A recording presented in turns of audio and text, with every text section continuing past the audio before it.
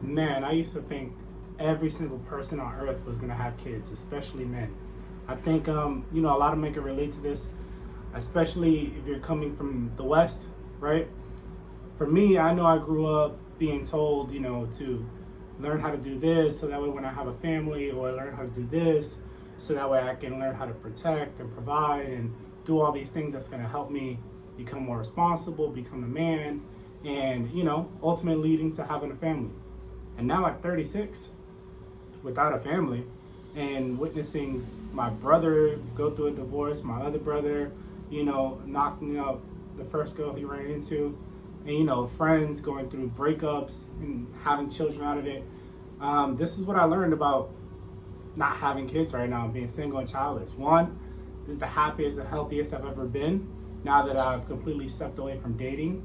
And then two, I learned, I had a conversation with an ex-girlfriend not too long ago, and she was trying to get back with me, and I was like, yeah, I'm good. Like, the relationship that I was in with you was because I really wanted to have kids and a family, and I was putting so much pressure on myself to earn more money, to do more things, that now that it's no longer here, like, I don't really think that I'm cut out for it, and I don't think that it's something that I would thrive in now that I've been through a few bad relationships or good relationships that ended. Like, ultimately, I'm still left with the same thing I came in here with, nothing, myself. So one thing that I learned about having that conversation with my ex-girlfriend was that women want kids way more than men. And now that I'm 36 and I have the ability to date younger and older women, right? The common trope is that older women over the age of 30 are like ready to have kids right away because they're aware that their biological clock is ticking, right? And I'm like, nah, you're not gonna put pressure on me to make the biggest life decision that I can make, which is who I'm gonna marry and who I'm gonna have a child with, that can definitely affect the rest of my life, for sure the next 18 years of just a big whirlwind of a bunch of things that could go wrong. Like, you're not gonna rush me into that, let alone child support and alimony. You're just not gonna rush me into that.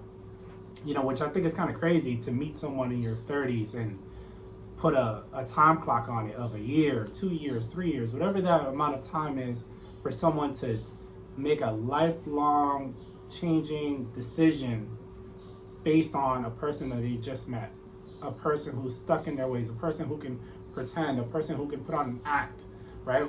Chances are, if you're over the age of 30, you've been in some relationships that started out really well and then turned out bad. And then you realize that some of it was an act, some of it was concealing, some of it was just not being the full truth. And then you realize, thank God you got out of it.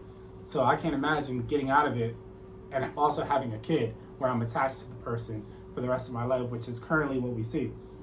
So I say all that to say that I learned that women want kids way more than men. And then all of my single older friends that are women, right? Because I used to be a trainer for about 12 years. So a lot of my clients were successful, career-oriented women. And a lot of their mindset was, if I don't find a guy to have a kid with in the next 2 to 3 years, I'm gonna go the IVF route. So I'm like, wait, this doesn't make any sense. You have men right now, but you don't want to date them because they don't make enough money, or they're not the caliber of men you want to have a child with. So you're going to go the opposite route and go have a kid by yourself, and then at some point realize you're going to need help raising this kid because you can't be in two places at once, working your full-time job and then also dropping your kid off at a nanny and not having the tools to teach him things that a man could teach him and a woman could teach him. And then you're also not going to have time with the kid to eventually probably get sick of that and then try to date in a few years anyway, and now you'll be a single mom with an IVF baby trying to find a man, which is going to be even harder to help you raise this kid, which is just backwards. So I learned that percentage of women does exist, the IVF route. Those are the career-oriented women, and the reason I think why they aren't having that success is because they dedicated most of their adult lives to their career. So they don't have the soft skills and the nurturing qualities as often as you may see it in a traditional woman who just didn't choose that route. Now I get it that we all have to work and make a living, but that is a very hyper-focused person who is focused 9 times out of 10 on materialistic things. A nice car, a nice house, a whole bunch of things that really don't matter in the grand scheme of things, right? So we got the IVF route.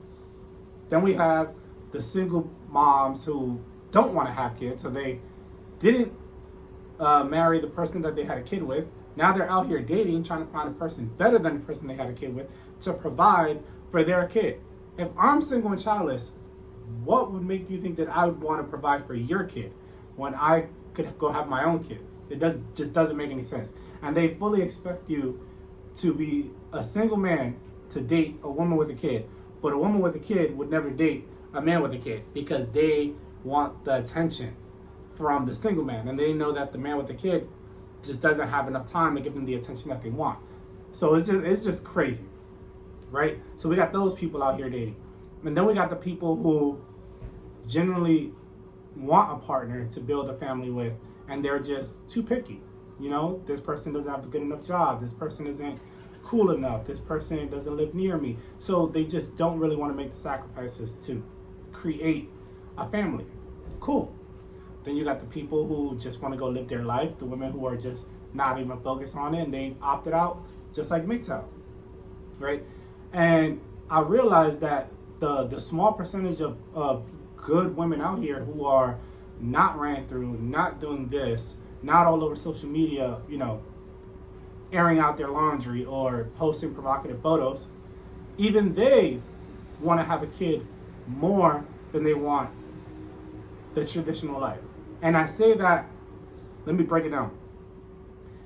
They understand that if they get married and then have a kid, if this goes left at any point, they don't really lose any social capital. So that means the next guy that meets them is going to come into it thinking, this is a good girl, she married someone, had a baby with, did everything the right way, and it just didn't work out.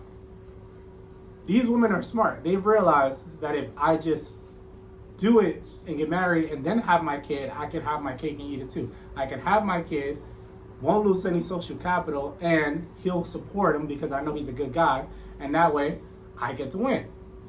And I realized that this is kind of crazy because all that tells me is that they understand the shaming of being a baby mother, right? But they also realize that the women who chose to become baby mothers without getting married first, right? Another little subgroup of women, that they're low-key dumb because now they understand that men can see this from a mile away that like, wait, you had a baby with someone you didn't even really love or like, and now you love me and you don't want to have another kid. This is backwards. Like, I've been in relationships where I've loved women and I was in love with them, and I'm happy that I didn't have a kid with them. And here you are having a kid with someone you barely knew. That's just a terrible decision, right? And they have their moment, their coming to Jesus moment where they are like, I'm wiser now, I was young and dumb, whatever. So I say all that to say, they want to have kids more than we do. I think we wanted to have a legacy, but the way we've looked at the situation and how dating is going, I'm okay with just never having a kid again. Like, I'm okay. I've removed that thought from my head. Now at 36 years old. So now I get to sit back and actually not put any pressure on dating or meeting someone or doing anything. Now the drive to have a kid someday is still in me, but that's the best part about being a man. I can turn around and change my mind in 5 years or 10 years if I choose to do so. And a lot of women can't, because once that biological clock runs out, it's damn near impossible, and they understand that. And dating lets them know that because they can't really attract the same kind of guys anymore. So it's really crazy when you really take a step back and really think about how many men in your life want to have a son, right, or a daughter, and then think about women. I think all women want to have a kid, they just don't know when. And it's really crazy because once they've had their fun and they want to achieve it, now they turn around and try to pressure you, or they go the IVF route and then realize this is much harder than people make it seem on social media, you know, just being a single mom, because it's all over the place and championing it, that they're just like, damn, I've been duped. I was duped by feminism, by working and buying all these things that don't really matter. I was duped by society into not having a kid, and now I can't have a kid, so now I'm miserable working a job. not a career. Because I think the majority of women, when they were starting to fight for their rights, they looked at a very small group of men who were making a lot of money, and then they said, I want to make a lot of money. And they didn't realize all of the middle people that are also trying to make a lot of money, and that one person at the top, or those very few people at the top, are the ones actually killing it. And the rest of us are just kind of getting by, living, trying to save, trying to do the next best thing. And now that's the position that women are in. There's very few who are killing it and making a lot of money, and then there's the regular girls who are going to work every single day, trying to figure out how they're going to make more money to go on vacation, retire, the whole nine. And now they're kind of stuck because now they can't date because they're too exhausted. And if they are dating, they're trying to find someone better than them so that way they can quit their job because they hate their jobs. So all this leads to them wanting to have kids more than us. And the stats prove it. Look at how many single mothers there are versus single dads versus guys who don't have any children. I think we're going to be the fastest growing demographic, especially with how things are shaking out. It says most women, I guess like 50 or 60% of women are going to be single and childless by 2035. Like, I think it's going to happen much sooner, especially with guys not even dating. And we're not even talking about, the bad boys. Like, it's just the good guys are like, we're good. I don't want nothing to do with this. So now it's just the bad boys having their fun, and the guys at the bottom who are just trying to get seen and noticed. That's what I think is happening, and is gonna continue to happen. So yeah, those are my thoughts. Y'all let me know what y'all think. Do men want to have more kids than women? Do women want to have more kids? Or are we delusional? I don't know. Leave a comment down below. Let me know what y'all think. I'll catch you guys on the next one. Peace.